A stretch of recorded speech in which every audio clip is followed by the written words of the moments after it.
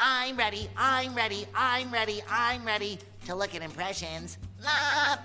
Come quick! I'm ready. Gunter. Hey, Rocco. Hey everybody, I'm Tom Kenny, animation voice actor known as SpongeBob SquarePants, the Ice King from Adventure Time, the mayor from the Powerpuff Girls, and HEFFER from Rocco's Modern Life. People seem to love to do impressions of animated characters online, so we're gonna rate a couple of them and check them out. Anyways, did you hear that they remade some of Never Gonna Give You Up scenes for the 32nd release anniversary? I didn't see that. C'est logique. Hey, I'm ready. Hi, I'm SpongeBob. Gary, you are gonna finish your dessert, and you are gonna like it. Oh man. See? It's not easy. It's not as easy as it looks. Man, that guy was great. He brought the intensity. He had the technique. The hand technique. Can you see the big scar that I have there after 20 years of doing that?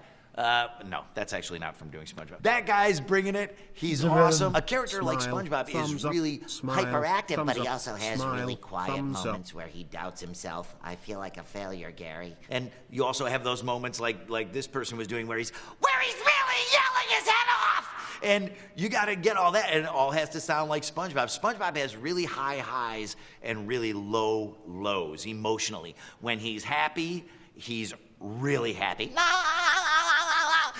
Yeah! Jumping up in the air, freaking out. And when he's sad, he's so despairing that you've seen it on the show where he actually cries like a lawn sprinkler, where his eyes start to go.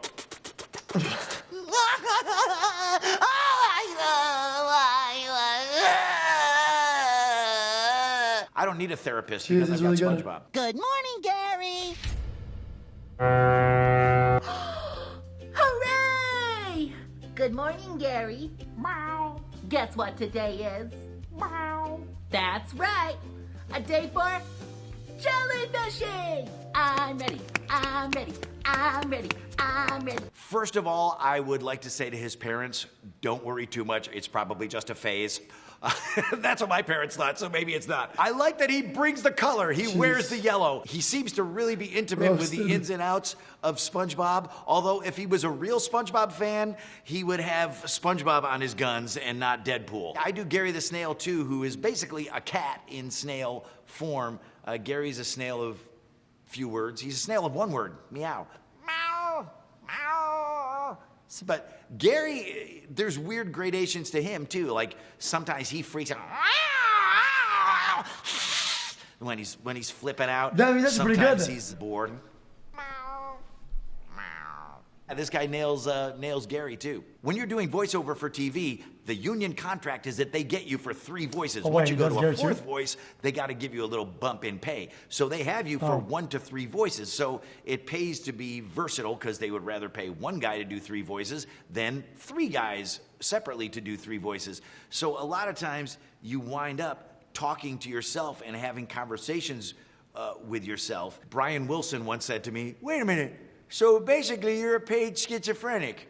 And I said, yeah, that's right. So yeah, this guy manages to get the timing. He goes back and forth between SpongeBob and Gary without a hitch and manages to firmly grasp his jellyfishing net at the same time. Good object work.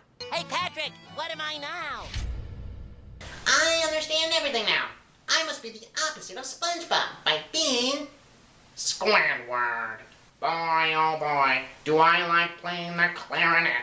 I practice and practice all day long, but I never get any better. This young man has taken it to a whole nother level. He's kicking it up a notch, where something that happens on SpongeBob a lot is that the characters do impressions of the other characters on the show. So he's doing SpongeBob doing an impression of Squidward, which is very meta. It comes a little easier to us because we've been standing next to each other in the recording booth for 20 years now. He really nailed that. That's great, because a lot of times you got to do the math, because you're going, SpongeBob is starting out here, and Squidward is starting here. Oh, please. But I want to sound like SpongeBob doing Squidward, so you still have to put some SpongeBob in there, because he's not that great of an impressionist. SpongeBob isn't. That's where the Rubik's Cube aspect of this comes in, where you go, wow, I'm thinking about this stuff way too much. Shit. You're looking kind of fat, Gunter. Gunter! You're getting fat, Gunter. Oh, Okay, watch this. Oh, yeah. Whee! Yeah. Whee! Whew. Feel the bird. Wow. This guy is obviously a Cartoon Network guy. He invested in the beard, probably a repurposed Santa Claus beard, so that tells me he's resourceful, which you have to be a voice actor. One thing that he gets at there is that the Ice King lives alone in this ice palace. The Ice King is about loneliness. He's a really lonely person. It's just I didn't him watch this show ever, and his so. penguins who kind of only live with him because he feeds them. Again, much like cats or snails. This guy gets that back and forth, that mental ping-ponging that tends to happen when guys are in solitary confinement for a really long time. So that was either an awesome Ice King impression or a cry for help. You be the judge. They call me the Ice King. What? Who dares enter the Ice Kingdom? Do you know why I'm here? Do you know what Ice King means? Oh, you're trying to hit me. He went the interesting route of doing a Katharine Hepburn Ice King fusion. I So think his that was voice is a little more high and pretty bad. keening than the actual Ice King, but it's a valid choice. I would say maybe that's what the Ice King sounded like in his 20s before he got so bitter, but still a valid take on the character. Hey! How about the personals? Hey, Rocco.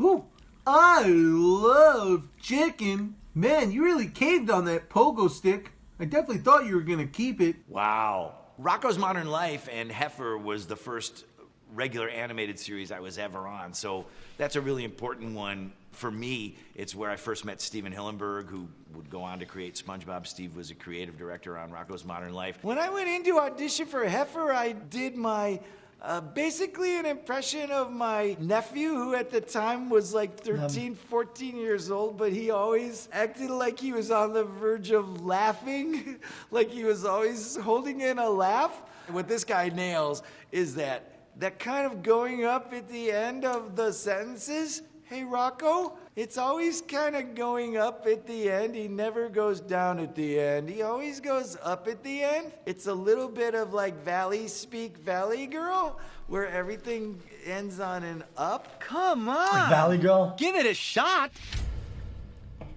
Hi, I'm HEFFER. Ooh, that was a hoot. I dreamt that eels were biting my butt. I'm realizing HEFFER is a harder impression to do for people than SpongeBob. I tend to play a lot of characters without any filter, and they're often yellow. I'm realizing Dog from Cat Dog was one of them. SpongeBob is definitely one of them. And HEFFER is for sure one of them. The thing about HEFFER that this guy taps into is that there's no filter and there's always a lot of joy in him. Like, everything's wonderful. I dreamt that eels were biting my butt. Everything's awesome. And there's never any negatives with HEFFER. And SpongeBob's kind of like that too. That's kind of impacted me as a person. Like, playing characters that are kind of unrelentingly positive can't help but give you a more positive outlook on life, which is kind of interesting. So, Wait, watching this thanks, because I'm eating Imaginary animals. Drawing Characters. Hi, everyone, remember me? Oh, shit. Take over my town or my city, but nobody, and I Powerpuff, mean right? nobody, touches my marin hat. Now give it back. He's got the HEFFER nervousness in between. I love it. First of all, I felt like this guy's t-shirt was trying to hypnotize me, and it was actually working. It's like Really, Really Big Man from Rocko's Modern Life. Stare into my nipples of the future. And I actually was. I'm not ashamed to say it. The mayor sort of has that mush mouth thing happening where there's sort of like there's stuff in his cheeks or there's things in his lips and he's always sort of...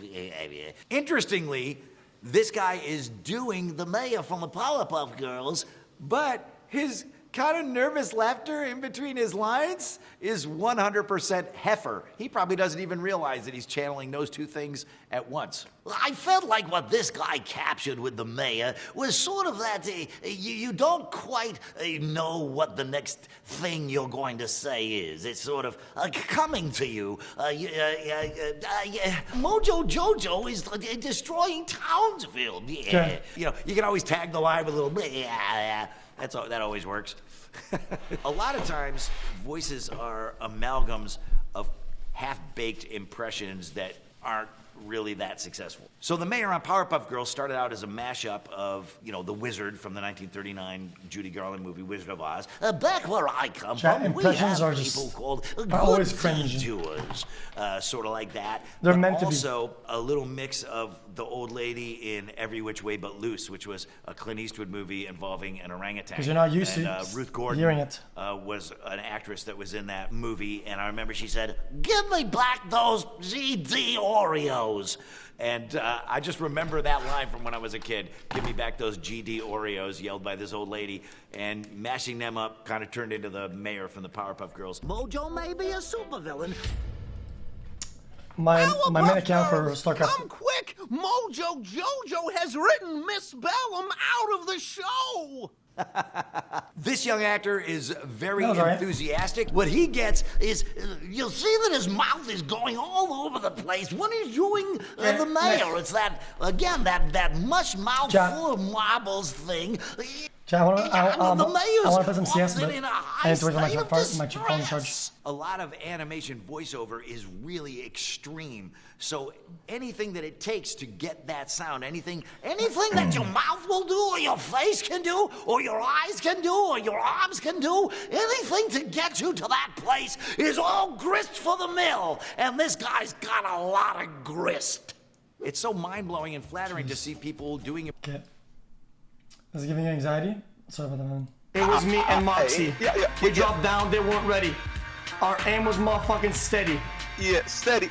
We roll up on that bitch, went scoot scoot. Scoot scoot. 4 kills, first place. Yeah. Fuck. Yo. Spit some I'm bars. on the sit.